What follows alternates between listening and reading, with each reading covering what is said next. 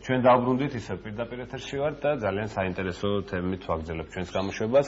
აფხაზეთის ავტონომიური რესპუბლიკის მინისტრთა საბჭოს თავმჯდომარე, რომელიც დაახვრიტეს აფხაზმა სეპარატისტებმა სოხუმის დაცემის დღეს. ჟიული შარტავაძეა საუბარი, ალბათ როგორც მივხვდით, მას სიკვდილის შემდეგ საქართველოს ეროვნული გმირის ტიტული მიენიჭა. და 70 წელი შეუსრულდებოდა მას 7 მარტს და ამასთან დაკავშირებით არაერთი მთელი რიგი ღონისძიებებია დაგეგმილი ირეკლი. რა თქმა უნდა 2 საათზე გაიხსნება მემორიალი ხო მონუმენტი და მოდი წარვდგინეთ ჩვენი სტუმრები და შემდეგ უკვე ღონისძიებებზე უფრო დეტალურად ვისაუბროთ. ამ თემასთან დაკავშირებით ჩვენი სტუმრები არიან აფხაზეთის განათლებისა და კულტურის მინისტრის მოადგილე ბატონი ბესიკ ოდიშარია, მოგესალმებით.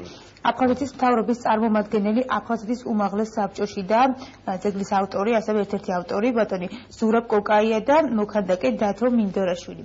დიდი მადლობა მოგესალმებით კიდევ ერთხელ და მადლობთ გადაცემაში მონაწილეობისთვის.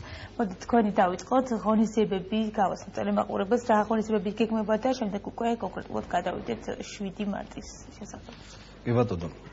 ესე იგი ღონისძიებების აფხაზეთის მთავრობის დადგენილებით მთელი რიგი ნუსხაა შემუშავებული ღონისძიებების, მაგრამ მე არ მინდოდა მარტო ასე მშრალად ღონისძიებებზე მარტო საუბარი. გადასაწყისში გავასწროთ რა თქმა უნდა, თორემ ვისაუბრეთ მთლიანობაში. იმიტომ რომ მის მოღვაწეობაზე თქვენ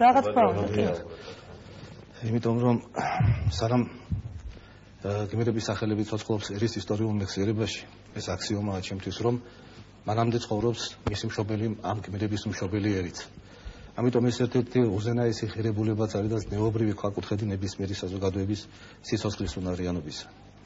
ჩვენმა ისტორიულმა წარსულმა გვიჩვენა ერთი რამ, რომ მიუხედავად იმ ჭირვარამის, იმ წეწვა გრეჯისა, რომელიც მთელი ამ საუკუნეების მანძილზე ჩვენ უახლოეს ისტორიულ წარსულს ახლდა, მე ვიტყოდი ქართველთა სისხლზე დაგეშილი ორთავიანი არწევის იმპერიის მესვეულთა გამოისობით, მაინც ეს მხედრული სული ქართველერში ვერ ჩაკვლის. და ამ მხედრული სულის გამოვლინება სწორედ იყო აი ჩვენი თანამედროვე ისტორია და ამის არაერთი მაგალითი გვახსოვს და ერთ-ერთი ამის მაგალითი ბრძანდებოდა ბატონი ჟიული. ამიტომ მე მიმაჩნია რომ ნებისმიერი ჩვენთაგანის და მით უმეტეს ამ კუთხის შვილების უპირველესი ვალია რომ პატივი მივაგოთ მის ხსოვნას და გამომდინარე აქედან სწორედ აფხაზეთის მთავრობის ინიციატივით და ყველა სტრუქტურების აქ მარტო მთავრობაზე არ არის საუბარი, განსაკუთრებით მთავრობის თავმჯდომარის ბატონი ვახტანგ ყოლბაიას ინიციატივით და მისი დიდი ძალისხმევით დაიგეგმა მთელი ეს ღონისძიებები, რომელშიც თითქმის ყველა სტრუქტურა, ყველა შემოქმედებითი კოლექტივი არის ჩართული ამ ღონისძიებებში. დიახ, 7 მარტიდან იწყება, ხო? 7 მარტიდან არა, ეს ღონისძიებები უკვე კრეული დაწყებულია. 2 მარტს უკვე ჩატარდა ჭადრაგის სასახლეში, ჟიული შარტავას ხსოვნისადმი მიზნელი ტურნირი ჭადრაგში, რომელშიც ღებულობდნენ მონაწილეობა 17-18 წლის ასაკის მოზარდები და სხვათა შორის ძალზე საინტერესოა რომ ამ ღონისძიებას ესწრებოდნენ ჩვენი ჭადრაგის გამოჩენილი ისეთი პიროვნებები, როგორიც არის კალბატონი ნონა გაფრინდაშვილი, ასე ვთქვათ, ლეგენდა ჭადრაგისა სოფლიოში, ცნობილი მოჭადრაკე, ოსკარის მფლობელი ჭადრაგში, გარდა ამისა ზურაბ აზმაიფარაშვილი, რომელიც ასევე ფედერაციის და მინისტრის პირველი მოადგილე სპორტისა და ახალგაზრდობის. გარდა ამისა ზურაბ ზინაიშვილი ესწრებოდა საქართველოს ჭადრაგის ფედერაციის ვიცე-პრეზიდენტი, ოლიმპიური კომიტეტის გენერალური მდივანიც ზურაბ მიქაძე და ძალზე საინტერესო ჩაიარა სიმართლე გითხრათ ამ ღონისძიებამ.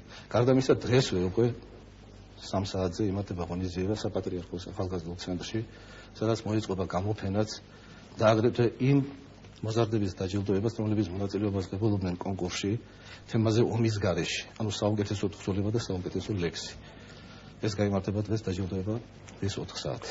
ჟიული შარტავას ბოლო დღეები გავიხსენოთ, მოკლედ შეიძლება რომ დიახ, ძალზე ძნელი ამ დღეების გახსენება, მაგრამ იცით რა არის, ისტორიის ფილოსოფიაში არსებობს ასეთი ცნება, ისტორიული ბედისწერა. მე ვიტყოდი რომ ბატონი ჟიულის შემთხვევით არ აღმოჩნდა იმ ისტორიულ ვითარებაში, სადაც ის აღმოჩნდა. მისი ცხოვრების წესით, კაცობით, ღირსებით და გარდა ამისა იმ ურთიერთობებით, რომელიც მას ჰქონდა იმ მეორე მხარესთანაც. რომლებიც კარგად იცნობდნენ ბატონ ჟიულის და სხვათა შორის მე მინდა გითხრათ, რომ აფხაზთა გარკვეულ წრეებში მას ანგარიშსაც უწევდნენ. მაგრამ სამწუხაროდ ისინი იმ ვითარებაში უკვე ვერ ქმნიდნენ გარკვეულ ამინდს, თუნდაც იმ მეორე მხარესით. ამიტომ ბატონი ჟიულის საქციელი და მისი ის გმირული აღსასრული მე მიმაჩნია ეს იყო ისტორიული კანონზომიერება კაცისა, რომელმაც იცხოვრა თავისი ერის ცხოვრებით, მთელი თავისი ცხოვრებისეული გავლილი გზით. და სწორედ მან აღასრულა საკუთარი სიცოცხლე იმ მოწამეობრივი აღსასრულით, და შევედი და მე ვიტყოდი ქართულ მამულიშვილთა იმ სულიერ მხედრიონს, რომელთაც ღირსეულად ატარეს ერის კაცობის მძიმე ჯვარი. მან არ დატოვა ესე იგი მაგრამ მე ერთი მინდა ვთქვა კიდევ. ბატონო ჟიული ალბათ გახდება მე მჯერა ამის დროს სიმბოლო დიდი შერიგებისა ქართველთა და აფხაზთა. იმ დიდი სინანულისა და მონანიებისა, რომ ეს კაცი გაწირეს როგორც იქეთა მხარე, მე ვიტყოდი რომ ჩვენმა მხარემაც. ჩვენი შეცდომების მონანიებაც იქნება და აფხაზთა შეცდომებისაც და რატო ვამბობ, მე აქ მხედველობაში არ ამაგის ადამიანები, ვინც ბოლომდე იდგნენ მის გვერდით და მის ბოლომდე იდგნენ სოხუმში. მე მხედველობაში მაგ ჩვენი ერთობა ქართველთა. როდესაც გახსოვთ თქვენ ის ბოლო მომენტი, ბატონო ჟიულისა, მე ძალზე ვღელა, როდესაც ამას ვიხსენებ, როდესაც ის ტელეფონით ეხვეწება თავის თანამემამულეებს, რომ მაგად მოელახათ, ასე ვთქვათ, კოდორი და შემოსულიყვნენ სოხუმში. რომ ეს მომხდარიყო, კაცმა არ იცის ჩვენი უახლოესი ისტორია როგორ წარიმართებოდა. ფაქტიურად ეს იქნება მონანიება, ალბათ ის სინანული და დიდი შერიგებაც ქართველთა და აფხაზთა. როდესაც ჩვენ შეცდომებსაც მოვინანიებთ. თამას უდეშკარებს კავშირები ჰქონდა აფხაზებთანაც, რუსებთანაც. არა, რუსებთან მე იმასაც გეტყვით, რომ თვითონ იქეთა მხარეც კი მიუხედავად იმისა, რომ დაპირისპირებული მხარე იყო, აღიარებდნენ იმ ღირსებას, რაც ბატონ ჟიულის. თუნდაც მე ხახან იყო მოგონება ბატონ ბაგორ გულუასი, სადაც ის იგონებს სხვათა შორის თუ როგორ ხდებოდა ბატონ ჟიულის გადმოსვენება. და ეხსენებს ერთ-ერთ რუს მაღალჩინოს სამწუხაროდ გვარი მახსოვს მისი, რომელმაც მისი ცხედრის წინაშე ქედი მოიდრიგა და ბოდიში მოუხადა მას, რომ ვერაფრით ვერ უშველა იმ თვალსაზრისით, რომ ისინი წერიც კი აფასებდა მის ღირსებას, მის პიროვნულ ღირსებას, რაც მათ პიროვნულად ახასიათებდა. ასეთი პიროვნება იყო ბატონი ჟიული და ალბათ მისი სულით შეგვინდობს იმას, რაც მოხდა, იმიტომ რომ ბატონი ჟიული მან ფაქტიურად თავი გაწირა, მაგრამ ის რაზედაც მე ვისაუბრე, ალბათ ეს დიდი შენდობის, დიდი შერიგების, დიდი მონანიების და სინანულის საგანი იქნება თავის დროს. დიახ, ბატონ სურაბატონ დავით, თქვენს რომ ჩაერთოთ 7 მარს 2 საათზე სკულპტურული მემორიალი გაიხსნება ნუცუბიძის მეორე პლატო ბესარიონ შხენტის ქუჩაზე მდებარე სკვერში, ხო? ანუ ავტორი ბრძანდებით, თანაავტორი ბრძანდებით და პროექტში კითხავთ, ანუ რამდენ ხანს მიმდინარეობდა მუშაობა ამ მონუმენტზე და შეზღუდული ქონდა ძალიან დრო, როგორც ბატონმა ზურაბმა გითხრა, რომ ესეთი თემა არსებობს, სასწრაფოდ უნდა გაკეთდეს, ქანდაკება ძალიან შრომატევადი საქმეა. ერთი თვეც არ ქონდა ფაქტიურად. ეს არის უკვე ბრინჯაოშია ჩამოსხმული 15 ქვისგან და აი ამან უფრო ისქნა, რომ ძალიან სწრაფად უნდა გაგვეკეთებია. ძირითადი იცით რა იყო პრობლემა, ის კი არ იყო თქვა შესრულების თვის რამდენი დრო დაიხარჯებოდა. ისეთი უნდა ყოფილიყო ქანდაკება, რომ ამ დროში ჩაგვეტია ის დიდი მოცულობითი აზრი და ის ყველაფერი რაღაც ერთ მონუმენტში უნდა ყველასთვის მისაღებიც ყოფილიყო და კმაყოფილი უნდა ყოფილიყავით ის როგორც ავტორები.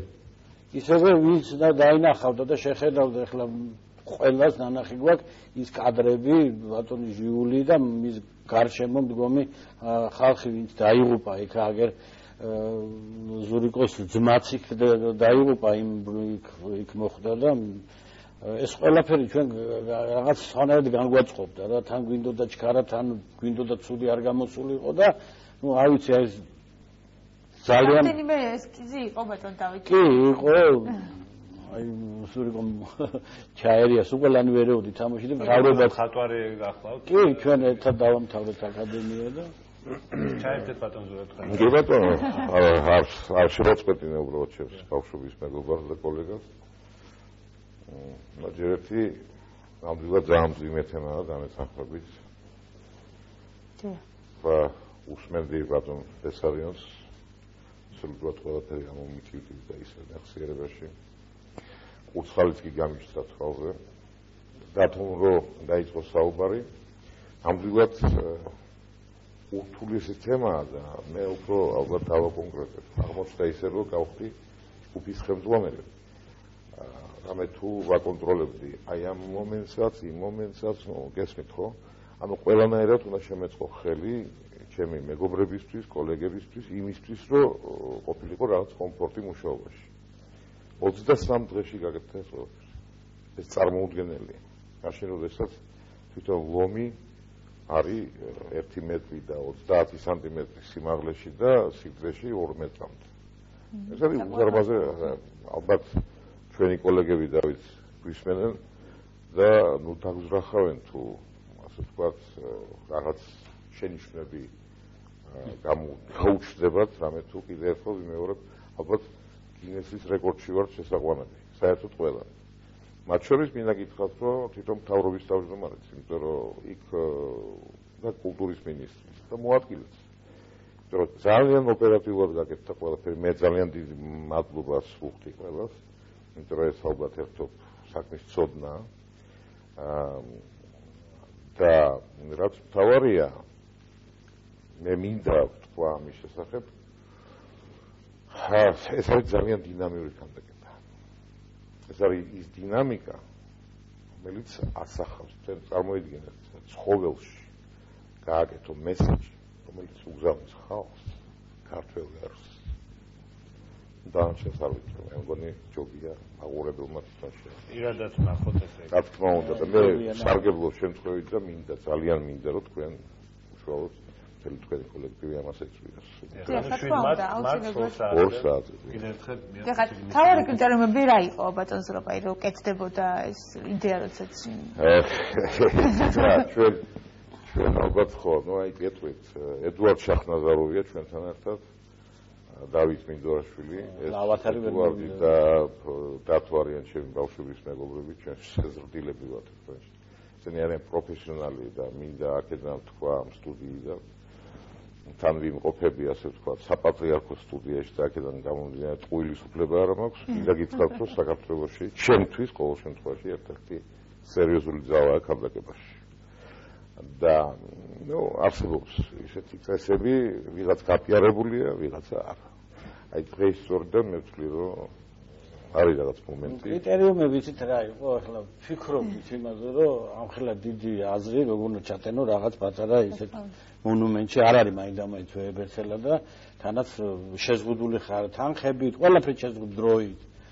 ნუ იყო ესეთი სიტუაცია, რომ რა გავაკეთოთ, ისე ვქნათ, ესე ვქნათ, ბოლოს ესეთი იდეა იყო, რომ თავრობიდანაც წამოვიდა, რომ ჩვენ ჯერ არწივი გვინდოდა დაჭრილი რაღაც აქედან აზრი და ბოლოს რომ იქნებ ლომი იყოს ან რაღაც უფრო ალეგორია იყოს იმ მებრძოლი ბიჭებისა. მე გაჩნდა ესეთი იდეა ზურიკომაც თქვა, რომ მოდი რაღაცა კუბი ხომ არ გაგვეკი. კუბი, ნუ ვიფიქრეთ, რომ გვაკუთხედი საქართველოს განუყოფელი შეკრული რაღაც თლიანი, რომელსაც იკავებს როგორღაც აი ეს დაჭრილი ლომი და ნუ მე ბზარიც გაჩნდა, იმიტომ რომ ეს გახეთქილი ქვეყანა. ეს ძალიან საინტერესო მომენტია ხო? ჩვენი ასე ვთქვათ, მღავილი თუ ძახილი, რომ ხალხო დღესაც ეს ეხება უკრაინელებს მთელი ქვეყანა ეხმარება და ჩვენ კიდე იმ პერიოდში ვერ მივაწვინეთ, ხმა რომ აი ვიღუპებით გვიშველე და კბილებით და იმით ამით ყველაფრით ვიჭერდით აი ამ დანგრეულ ქვეყანას როგორმე არ და აი ეს იმდენი რამე გაჩნდა მაშინ აი სულში, რომ აი რაღაცის აი როგორ არის თითქოს რაღაცა გინდა გააკეთო, მაგრამ არ გამოგდის, მაგრამ ამის უნდა გინდა რომ დაანახო ყველას ესა. აი ცოტა არ იყოს ქანდაკება არ არის ისეთი ვთქვათ შოუ ბიზნესი, რომ გამოხვიდე იმღერო და ვიღაცას რაღაცა გააგებინო, ამას ფორმაში უნდა იყოს, მაინდა-მაინც ესე იგი ისეთი რამე, რომელსაც ვერ იტყვი, ვერც დახატავ, ვერც მოისმე, მაგრამ რო შეხედა უნდა იყოს რა ეს. ეს შორის შეგაწყვეტილებ მაგათი ჩაგეჭრები უფროს. რომ ხშირად არის ჩვენ სახელოსნოში. აქ ედუარდმა, აი ჩვენმა მეგობარმა გუშინ მოვინახულეთ ყველამ სამივემ საავტორო კონტროლი გავაკეთეთ კიდევ ერთხელ, ჯერჯერობით მარტო ქვებია დამონტაჟებული, მინდა გითხრათ თამამად უყველამაზეა. და უკვე მგრძნობიარე არსავე და ჩვენმა მეგობარმა ედუარდმა შეხედა და თქვა, ბიჭო, საქართველოს და აი ეს ლომიო ჩვენ ავართ ყველანი. ჩვენ ვართ. ანუ ეს არის ქართველი ერი. რა თქმა უნდა, იმ ქართველ ერში პირველ რიგში, ნუ ამ შემთხვევაში მოგრძალებით, გაიგივებულია ბატონიშვილი, მისი მეგობრები, მაგრამ ეს ჩვენ ვართ, თქვენ ახართ. ეს ჩვენი ერია, რომელსაც ქვეყანა ვერ დაუნგრიეს. ჩვენ ვიჭირავს ეს. ჩვენი პატრიოტი, ჩვენი ინტელექტი. ჩვენ ყველას ინტელექტი. ნუ ალბათ ამ შემთხვევაში არ მინდა ტრაბახად ჩამითვალოს ვთქვათ ნებავთ მოძმეერებმა სხვა მესამე ქვეყნებზე, რომ ალბათ რაღაც გარკვეულწილად შურიც არის ჩვენს მიმართ. და აი ამიტომ ის ლომი, რომელიც გააჩერებს იმ ნაპრალს, ეს არის ალბათ მესიჯი ხალხისადმი. შევერთდეთ და ვიყოთ ერთად. კი ბატონო, ერთიანობა არის, რა თქმა უნდა, ერთსულოვნება. ძირითადი მამოძრავებელი ძალა ჩვენში რომ გვინდოდა დაგვენახა, უпростоრედ საკუთარ თავში გვინდოდა დაგვენახა ეს ყველაფერი და შურიც იყო მართალი გითხრათ რომ ვინც იქ არ ვიყავით ომში, ვინც იქ იყო, ვინც განიცადა ეს ყველაფერი. აი მას ფიქრობდით რომ აი რას ფიქრობდნენ, როგორ იყვნენ ახლა აი ჩემთვის წარმოუდგენელი და საშინელება რაღაცა სიკვდილის წინაშე დგახარ თვალებში უყურებ ამ ყველაფერს. არ ვიცი ახლა ძალიან დიდი განცდა იყო, იმიტომ რომ ეს მარტო იმ ომში კი არა, აი ახლა აქ 2008 წელს ომი რო ბიძაშვილი დამეღუპა იქა, ეს ყველაფერი ერთმანეთს ემატება, ყველაფერი ერთმანეთს ჩემი ოჯახის წევრები იყვნენ ომში წასულები და ნუ შევყურებდით ეს როდის რა მოხდებოდა და ეს ყველაფერი ხო მე ჩვენ გქონდა საშუალება რომ ზემო აფხაზეთში დაგვედგა ძეგლი იქ დალის ხეობაში დაღუპული მეომრებისათვის და ეს ყველაფერი რომ ნახე, მე თვითონ პირადად ნახე იქ მიტოვებული ავტომანქანებით რომ გარბოდა ხალხი და საბინსვანეთში როგორ იარეს ფეხი რაღაც ეს აპოკალიპტური ის იყო უკვე ჩემ მეხსიერებაში რომ რაღაცა ისეთ საშინელება და უცბად აი მოდი ამისი რაღაცა მონუმენტი უნდა გააკეთდეს. არ ვიცი ამდენად შევძელით ახლა ჩვენი ამისი ჩვენ თავში ასე ვთქვათ გადახარშვა და გააზრება, მაგრამ აი გამოგვივიდა ესეთი რამე და არ ვიცი ახლა რას იტყვიან ნახველები. კი ბატონო, მე მინდა ხა დაუბრუნდეთ ისე ბატონ ჟიულს და ერთ შეკითხვა მინდა დაგიწყოთ. ქონდა თუ არა საშუალება ბატონ ჟიულის გამბრუნებულიყო ბოლო მომენტში უკან სანამ იქ სეპარატისტები შევიდოდნენ, კადრებიც არსებობს ამასთან დაკავშირებით, როგორ ადიან მთავრობის სასახლის თავზე და იქ შეფრიალებს. დიახ, მოbrunების საშუალება ალბათ ყოველთვის არსებობს, თუმცა ისეთი ადამიანები და ისეთი ღირსების, ისეთი კაცობის ადამიანები, როგორც ბატონი ჟიული იყო, უკან დასახევი გზას არასდროს არ იტოვებენ. და მან ეს უკან დასახევი გზა არ დაიტოვა. მას შეეძლო, რა თქმა უნდა. შეეძლო და ყოველთვის არის უკან დასახევი გზა, მაგრამ ძველი რომაელებიც არ იყოს, ისინი როდესაც ბრძოლაში მიდიოდნენ, ყოველთვის წავოდნენ უკან დასახევ გზებს, ხიდებს, იმიტომ რომ იქ ძველი სპარტანელებიც ან ფარით, ან ფარზე ბრუნდებოდნენ. კი ბატონო, და ეს ტრადიცია მე რა მინდა ვთქვა და რატო ვთქვი მორთავიანმა არწივმაც ვერ ჩაყლა ეს სული ქართველობაში, ეს მხედრული სული და როცა დასჭირდა ქართველობას, ამ გენეტიკურმა კოდმა, ისტორიულმა კოდმა ისევ გაიღვიძა ქართველობაში, გამიგეთ? და ამის მაგალითი, ამიტომაა ბატონი ჟიული მაგალითი მომავალი თაობებისთვის. მე რა მინდა ვთქვა, არაფერი განსაკუთრებული და არაფერს განსაკუთრებულ ჩვენ არც აფხაზეთის მთავრობა და არც ჩვენ არ ვაკეთებთ. ეს ჩვენი ვალია. ვალია მომავალი თაობების, იმ ვაჟკაცების სულების წინაშე და ბოლოს საკუთარი თავისა და ღირსების წინაშე, რომ ჩვენც იმ ღვთისმსახურებელში ღირსეულად წავდგეთ უფლისა და იმ ბიჭების და იმ გმირების სულების წინაშე. ამაშია ჩვენი ღირსებაც. თორე აი ეს ღირსება როცა იკარგება, მაშინ იკარგება ერიც, რომელიც პატივს არ მიაგებს ასეთ ვაჟკაცებს და ასეთ გმირებს. ანუ როდესაც და ამ ისტორიული მეხსიერების ამოშანთვა ბევრჯერ სცადეს ქართველობაში, რომ მიეწყებინა თავიანთი ისტორიული გმირები და არასდროს ყოველთვის როცა უჭირდა ქართველობას ფილმი იქნებოდა, ლიტერატურული ნაწარმოები, წერლობა თუ სხვა, ყოველთვის წამოიწეოდნენ ეს გმირები და დღეს ჩვენ ვალდებულნებად ბატონი ჟიულისთან გმირები წამოვწიოთ წინ. წამოვწიოთ, ეს იქნება ხვალ აფხაზეთში ჩვენი დაბრუნების, ჩვენი შერიგების, თუნდაც იმ მონანიების, რაზედაც მე ვთქვი, იმიტომ რომ შერიგება ამ მონანიების და სინაურის გარეშე არ მოხდება და ვერც მოხდება. ჩვენ უნდა გავაცნობიეროთ ორივე მხარე, იმ ორივე მხარემ, რომელმაც მე როგორც ვთქვი, ორივემ გავწირეთ ჩვენ ბატონი ჟიული. აფხაზებმაც, რომელთათვისაც ის იღწვა და რისთვისაც იყო ჩამოსული აფხაზეთში იმ ურთიერთობების, იმ სიტყვის, იმ სიყვარულის, რაც მას გააჩნდა იმ ადამიანების მიმართ, მაინც გაწირეს და ჩვენც ჩვენი ერთიანობა ის ბზარი, რომელიც ქანდაკებას აქვს, სწორედ არის სიმბოლო იმისა, თუ როგორ გავწირეთ ჩვენ ქართველებმა ერთმანეთი. ბატონ ჟიულიზე მარტო არ არის საუბარი. ჩვენ გავწირეთ ერთმანეთიც და მათ შორის ბატონი ჟიულიც. გამომდინარე იქიდან და თუ ჩვენს თვალსაჩინოს და ჩვენს გონებას გადავავლებთ იმ ისტორიულ პერიპეტიებს, რაც ხდებოდა საქართველოში. ჩვენ საქართველოს გულში დავკარგეთ მაშინ აფხაზეთი, როდესაც რუსთაველზე პირველად ტყვია გავარდა. აი ეს უნდა ვიცოდეთ და სანამ ამას არ გავაცნობიერებთ და სანამ ამას არ მოვინანიებთ, მანამდე არც ის დიდი შერიგებაც იქნება. და ღონისძიებებს რაც შეეხება, მე მინდა აქ არ მინდა მარტო შევჭირდეთ ამ ქანდაკებასთან დაკავშირებით, დაგეგმული არის მთელი რიგი მასშტაბური ღონისძიებები. ეს არის კონფერენციები ტექნიკურ უნივერსიტეტში, სოხუმის უნივერსიტეტში, დიახ. გარდა ამისა, შვიდში იგივე მემორიალის გახსნა, როგორც ავტორებმა ბრძანეს. გარდა ამისა, იგეგმება თვითონ ბატონი ჟიულის საფლავისა და იმ ჩვენი დაღუპული ბიჭების, რომელთა სახელები ამოტვიფრულია მირთა მოედანზე, იმ გმირების საფლავის გვირგვინებით შემდგობა. გარდა ამისა, მიგეგმება წიგნების გამოცემაც, ესეც მარტში გამოიცემა 2 წიგნი, ერთი ბატონი ჟიულის მოღვაწეობას, ცხოვრებასა და მოღვაწეობას ეხება. მეორეც ასევე დაკავშირებული აფხაზებთან და იმ წყაროებთან, რომელიც მოგვეპოვება ჩვენ აფხაზებთან მიმართებაში ოსმალურ არქივებში და ძალზე საინტერესო მასალებია ამასთან დაკავშირებით.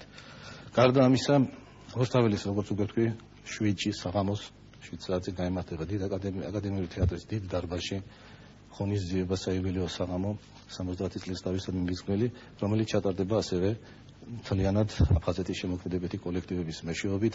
მე მინდა ვთქვა, რომ მიუხედავად იმ ჭირვა რამისა, იმ ყოფითი შეჭირვებისა, ყველაფრისა, რაც მათ გამოიარეს, მაინც არ უღალატეს თავიანთ მუზას და დღეს ეს შემოქმედებითი კოლექტივები არიან და ემსახურებიან ამ თავიანთ ხელოვნების მუზას. და აი ეს ღონისძიებები გარდა ამისა არის ასევე სტუდენტური კონფერენცია იგეგმება და ალბათ გვეყოლება საინტერესო სტუმრებიც, ალბათ იქეთ ამ ხელთანაც ამის იმედი გვაქვს და ჩატარდება ფეხბურთის ტურნირიც, ასე ვთქვათ, მაის-ივლისში, ჟიულის შარტავასადმი მიზნელი. ასე რომ მთელი რიგი ღონისძიებებია. გარდა ამისა, აფხაზეთის სკოლებში უკვე ტარდება კვირეული ბატონი ჟიულის სონისადმი მიზნელი.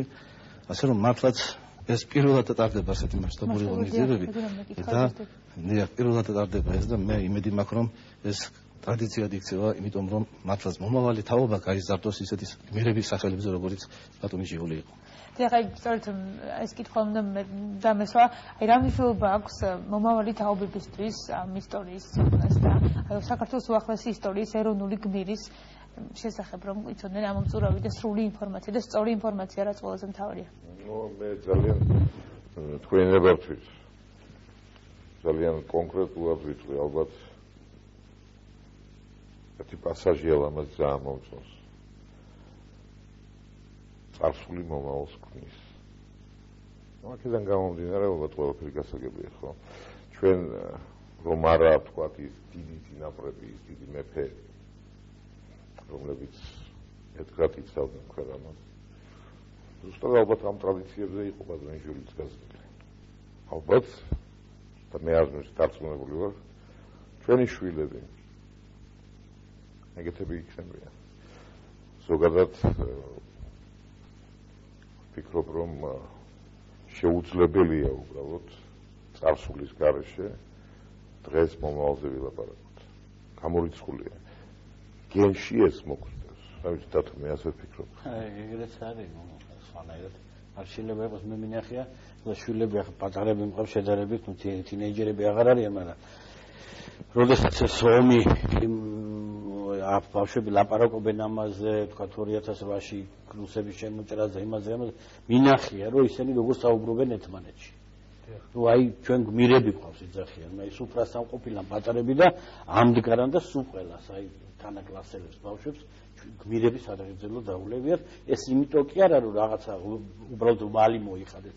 იმად ნამდვილად ჯერათ, იციან და ჩემი აზრი ესეთი, რომ ძალიან მომავალი თაობა ფაქტურად ომში გაგვეზარდა ჩვენი შვილები და იციან რა არის სიკვდილი და იციან სამშობლოს დაფასება და თავგანწირვის ფასი იციან. აი მე ამ ხრივ ძალიან მშვიდად ვარ იმ გაგებით, რომ მომავალმა თაობამ ნამდვილად იციან თავიანთი გმირები და ყველა ჩვენი ვალია, ასე ვთქვათ, რომ წინ დავახვედროთ ყველაფერი, რომ ამ მომავალმა თაობამ იცოდეს ის როგორც გამოვიდა, ლიტერატურა გამოდის, ვთქვათ, მონუმენტები იდგმება თუ სპექტაკლები თუ რაც არის, ასე ვთქვათ, როგორც არ წყდება კავშირი იმ თაობასთან და აი დღევანდელ თაობასთან, ხო? სულ ყველას ახსოვს ის, ვთქვათ, კი ბატონო, და დღევანდელმა თაობამ, იგივე თქვენი შვილების ასაკის თაობამ, რომელსაც მხოლოდ ტელევიზორში ჰქონდა ნანახი ტყუის გავარდნა, უკვე ნამდვილი ტყუის გავარდნა. კი, აი მომსწრეები გახდნენ და მithumetes. გარდა ამისა, იცით, გარდა ამისა, არ მარტო ვთქვათ, საერთო კადრები და არა მარტო ვთქვათ, აი რაღაც სანახაობა. აქ ფრაზებს აქვს ძალიან მნიშვნელობა. ვინ როგორ თქვა? აი ვთქვათ ომში, დაღუპვის წინ. აი მე პირდაპირ გეტყვით, ჩემი შვილები ძალიან პატარები იყვნენ, როცა ჩემი ძმის პირად არქივში, რომელიც იყო ჟული შარტავას მთავარი სახელმწიფო მრჩეველი სამხედრო საკითხებში, პირად არქივში აღმოვაჩინეთ ესეთი ჩანაწერი. როდესაც მოვკვდები, იმ ქვეყნად ვიტყვი, რომ ბედნიერი ვიყავი, რამე თუ მიყვარდა. ეს დააგვირდით უბრალოდ. ყველაფერი რა თქვა, ხო, აქ ომიც, მშვიდობა, ყველაფერი, მთელი ცხოვრება, ანუ აქედან გამომდინარე არა მარტო კადრები. ახლა მე ძალიან კარგად ვიცნობდი ცხონებულ არაჩვეულებრივ პიროვნებას საშა იოსელიანს, კოლეგას. ავი იმას იმდენი რაღაცა აქვს, ნათქვამი. მე ეს მოყოლილი მაქვს, ჩემი შვილებისთვის, ჩემი მეგობრების შვილებისთვის, რაც ჩემი. ასე რომ ამ ომმა ვერაგული თამაში ითამაშა ქართველებს, თუმცა ალბათ გარკვეულწილად ჩვენ უფრო გავმაგდით და ჩვენ უკვე ომი არ გვინდა. ომი არ გვინდა და სხვასაც არ უსურვებთ. მithumetes უთანასწორო ომი საშინელება. ძალიან დიდი მადლობა, მოკლედ გავხსენეთ ადამიანი, რომელიც საქართველოს ისტორიაში მართლაც დარჩება ძალიან დიდ პიროვნებად, ის კადრებიც არსებობს, როდესაც ჯიულშარტა ბოლომდე არტოვებს სოხუმს და სოხუმის დაცემის დღეს სეპარატისტებმა სასტიკად აწამეს და შემდეგ დახვრიტეს. შევახსენებთ ტელემაყურებელს, რომ 7 მარტს მის დაბადების დღეზე გაიხსნება მონუმენტი, რომელიც ძალიან კარგმა ადამიანებმა შექმნეს და თქვენ იმუშავეთ რიგ ღონისძიებებზე, რომელიც კვირეულზე, რომელიც მიეძღვნება ჯიულშარტაოს სონას. დიდი მადლობა კიდევ ერთხელ გადაცემაში მონაწილეობისთვის, საინტერესო საუბრისთვის და ამ ინიციატივებისთვის, რომელსაც თქვენ მომავალი თაობებისთვის აკეთებთ. დაგემშვიდობებით ირაკლი, ჩვენ რამდენიმე წუთში მომდევნო სტუმრებთან ერთად დავბრუნდებით.